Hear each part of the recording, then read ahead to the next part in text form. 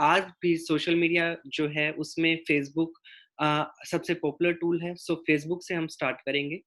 Why Facebook is still powerful marketing tool, इसको जानने के लिए हम थोड़ा सा इस इनिशिएटिव को, इस लिंक को देखेंगे, इसमें क्या इन्फॉर्मेशन हमारे पास अवेलेबल है।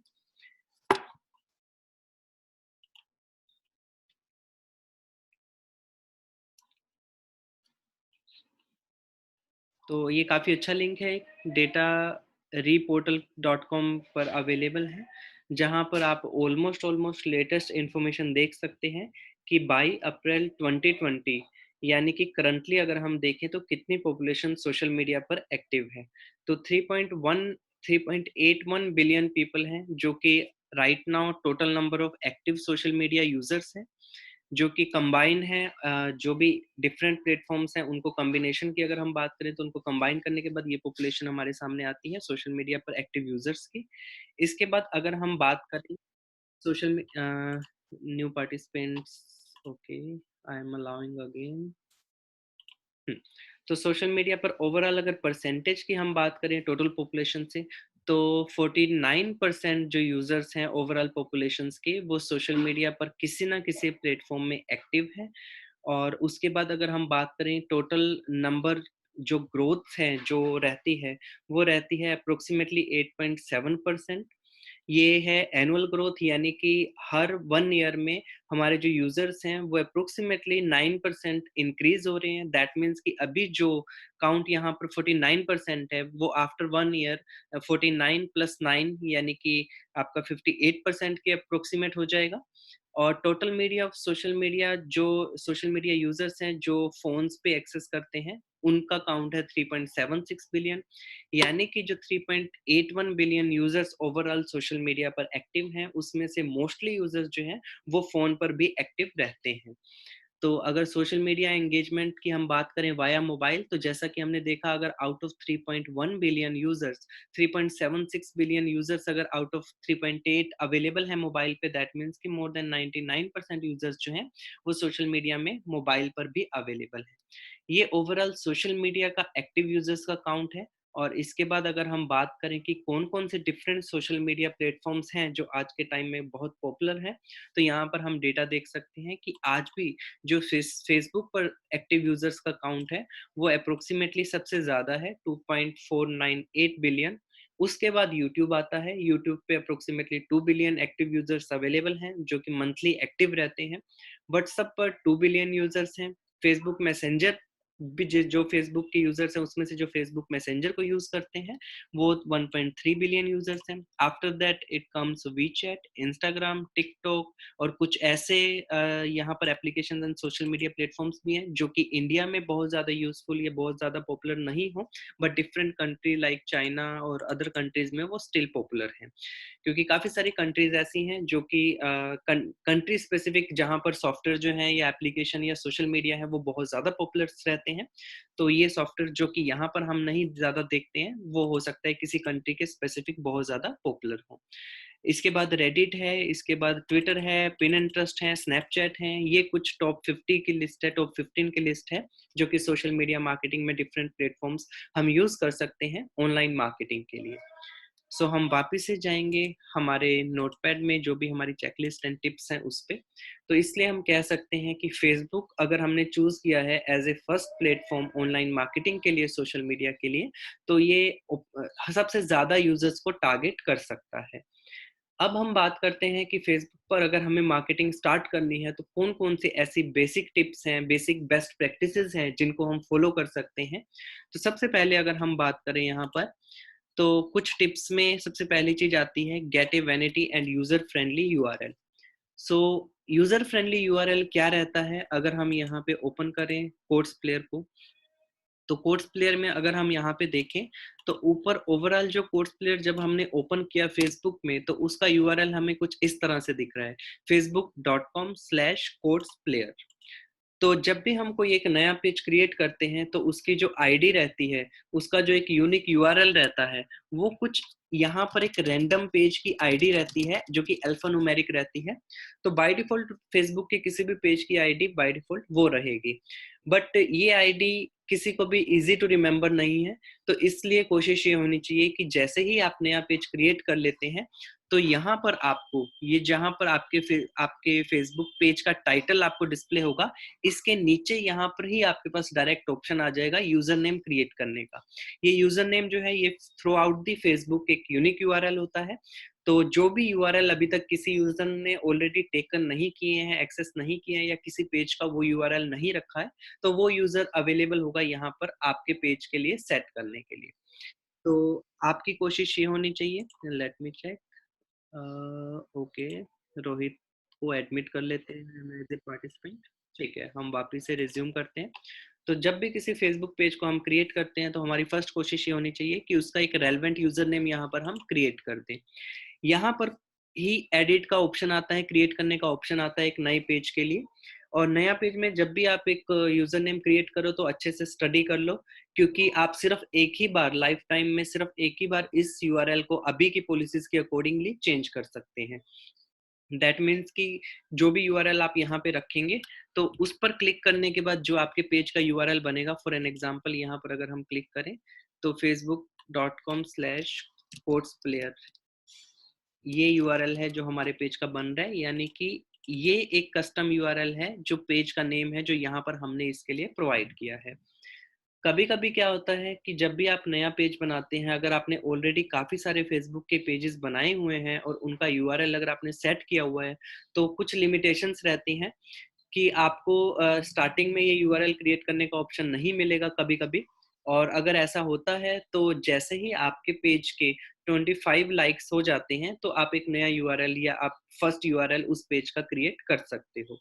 बट ये डिपेंड करता है कि आपने पहले कभी भी पेज का यूआरएल क्रिएट किया है या नहीं किया है। अगर बिल्कुल फर्स्ट पेज आप क्रिएट कर रहे हो, तो चांसेस हैं अभी की पॉलिसीज के अकॉर्डिंगली आप उसका अपना कस्टम पेज का नेम यहाँ पे सेट कर सकते हो।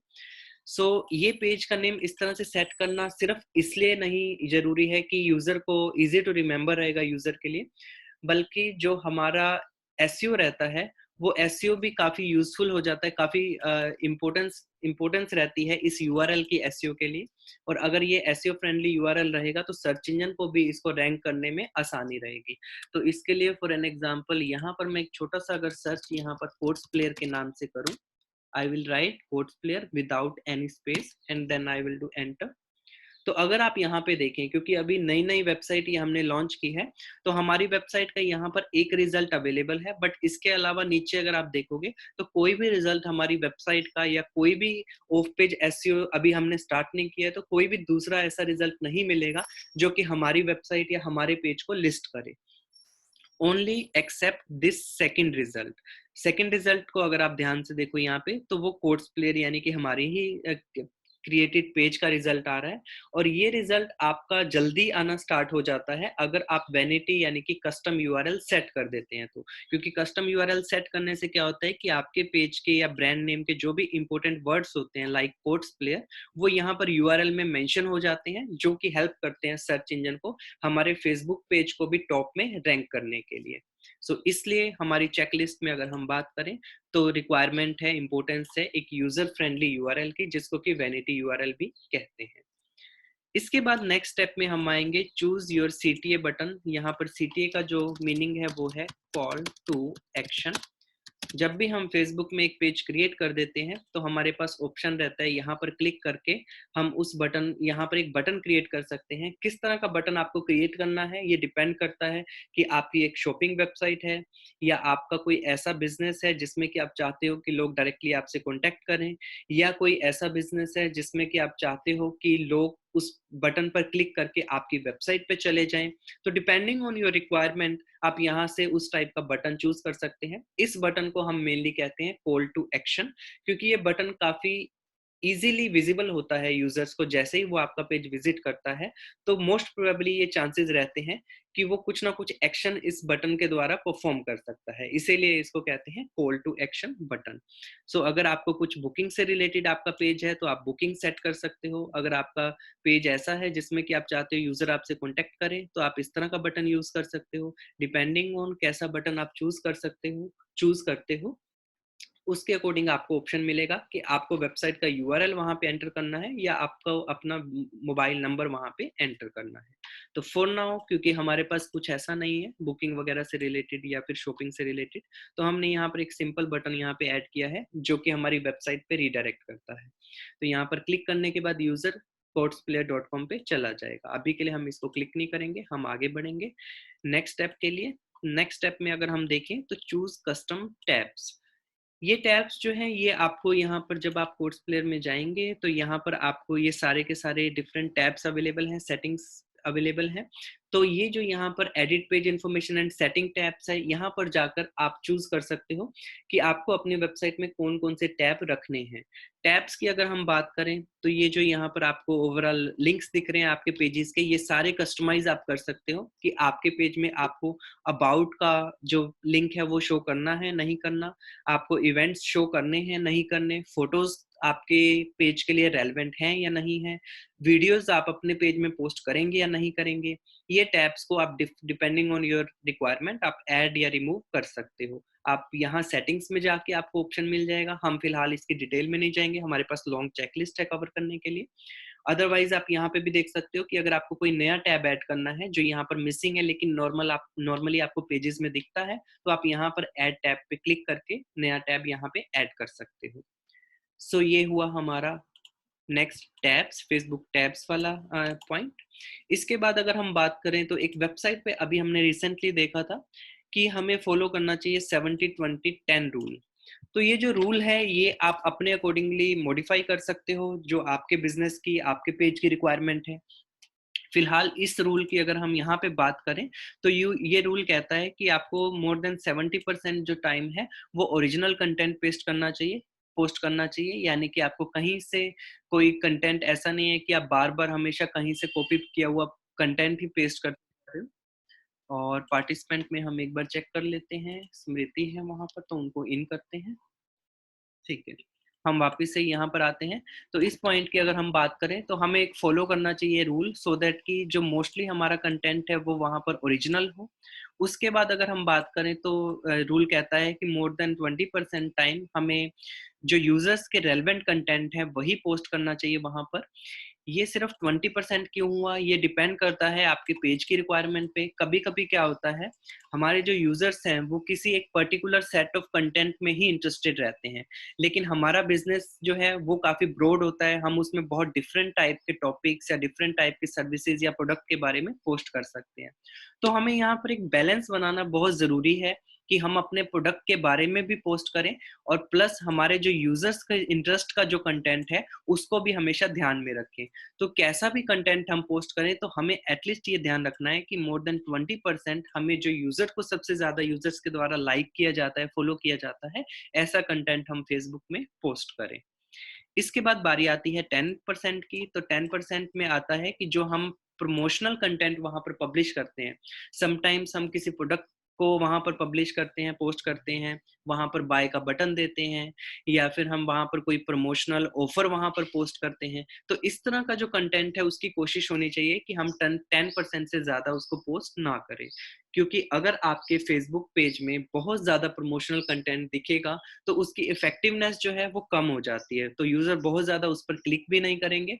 प्लस अगर यूजर्स को वो कंटेंट ज्यादा रेलेवेंट नहीं लगेगा और उसको लगेगा यहाँ पर तो सिर्फ मार्केटिंग ही की जा रही है, तो चांसेस हैं कि यूजर आपके पेज को अनलाइक कर देंगे और उसके बाद आप उन तक पहुंचना आपके लिए मुश्किल होगा। सो इसलिए बैलेंस बनाना जरूरी है कि आप कितना ओरिजिनल कंटेंट पोस्ट कर रहे हैं, कितना यूजर्स के रेलेवेंट कंटेंट पोस्ट कर रहे हैं और कितना प्रमोशनल कंटेंट पोस्ट कर रहे हैं। इसके बाद हम बात करते हैं फेसबुक पेज इनसाइट की। तो फेसबुक पेज हमें काफी अच्छा इनसाइट प्रोवाइड करता है। उस इनसाइट से हम चेक कर सकते हैं कि हमारे पेज का जो डिफरेंट कंटेंट है वो कैसा परफॉर्म कर सकता है। इसको अभी हम डिटेल से चेक नहीं करेंगे, बट आप सेटिंग्स में जाके चेक कर सकते हैं, आपको वहां पर ऑप्शन मिलेगा। और इसमें हम ये भी चेक कर सकते हैं कि किस टाइम पर बहुत ज्यादा यूजर्स हमारे पेज पे एक्टिव होते हैं, किस तरह के कंटेंट पे बहुत ज्यादा यूजर्स व्यू करते हैं या फिर क्लिक्स करते हैं या फिर लाइक करते हैं। डिपेंडिंग ऑन दैट हम अपने कंटेंट को फ्यूचर के लिए मॉडिफाई कर सकते हैं। जैसा कि मैंने बताया कि हम फेसबुक पेज से इंसाइट से चेक कर सकते हैं हमारा कंटेंट कैसा परफॉर्म कर रहा है। ये जो इनसाइट है ये सिर्फ फेसबुक पेजेस के लिए अवेलेबल रहता है, तो आप अभी तक अगर आपने कोई भी फेसबुक पे पेज क्रिएट नहीं किया है किसी ब्रांड या किसी इंटरेस्ट या किसी हॉबी का, तो आप ऐसा इनसाइट वहां पे नहीं देख सकते। आपके नॉर्मल कंटेंट के लिए, आपका जो पर्सनल प्रोफाइल है उसके कंटेंट को एनालिसिस करने के लिए यहाँ पर इनसाइट अवेलेबल नहीं होगा।